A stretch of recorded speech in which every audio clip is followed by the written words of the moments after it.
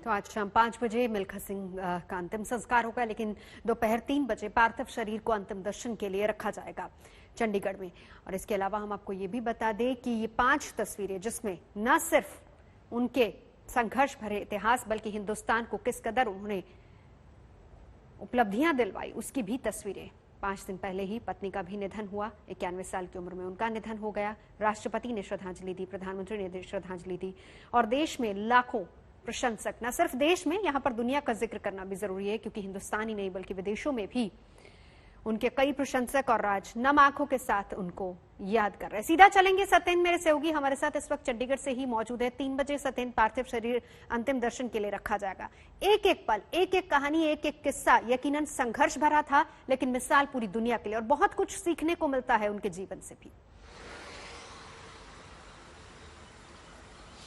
नवजोत, सबसे पहले तो ये जानकारी दे दूं कि 3 बजे उनका शव उनके घर सेक्टर 8 चंडीगढ़ में अंतिम दर्शनों के लिए रखा जाएगा। 5 बजे सेक्टर 25 के क्रिमेशन ग्राउंड में उनका अंतिम संस्कार किया जाएगा। इसके अलावा चंडीगढ़ के पुलिस के जो महानिदेशक हैं, डीजीपी हैं, वो उनके घर का निरीक्षण करेंगे, क्योंकि उनके अंतिम दर्शनों के लिए, अंतिम संस्कार के लिए देश की जानी मानी प्रोमिनेंट पर्सनैलिटीज, बड़ी बड़ी हस्तियां यहां पर पहुंच सकती हैं, क्योंकि जब उनका अंतिम संस्कार हुआ, देश के राष्ट्रपति से लेकर प्रधानमंत्री, गृह मंत्री और बॉलीवुड के जो जाने माने लोग हैं, उन्होंने सभी ने उनको श्रद्धांजलि दी है। और उनका रिश्ता कहीं ना कहीं पूरे देशवासियों के साथ इस तरह का था कि हर कोई उनको अपना प्रेरणा स्रोत मानता था। और इतना ही नहीं कि उनको फ्लाइंग सिख का जो नाम दिया गया था, वो हिंदुस्तान में नहीं बल्कि पाकिस्तान के राष्ट्रपति अयूब खान ने उनको पहली बार फ्लाइंग सिख कहा था।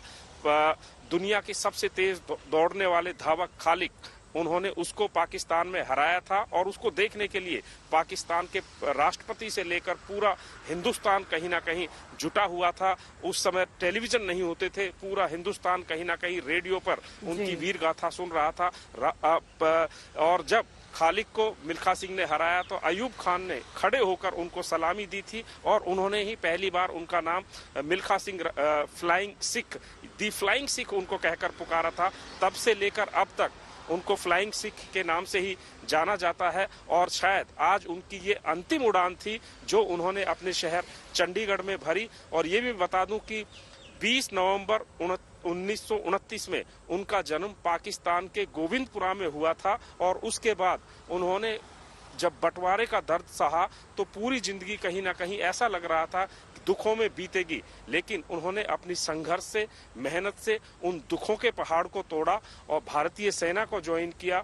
और दौड़ की दुनिया में जो दौड़ उन्होंने लगाई, शायद उनका रिकॉर्ड कहीं ना कहीं एक इस तरीके का बन गया। और उनकी जो जीवन है, एक आदर्श, एक प्रेरणा स्रोत पूरे भारतीयों के लिए बन गई कि गरीबी को भी किस तरीके से मात दी जा सकती है। चंडीगढ़ में भी जब वो रहते थे, बिल्कुल सहज होते थे, कभी भी किसी के साथ उनको गुस्सा करते हुए नहीं देखा गया। कोई भी उनके दरवाजे पर चला जाता था, हमें बहुत बार उनसे रूबरू होने का मौका मिला। जब भी उनसे हम बात करते थे तो वो सभी को बेटा कहकर बुलाते थे।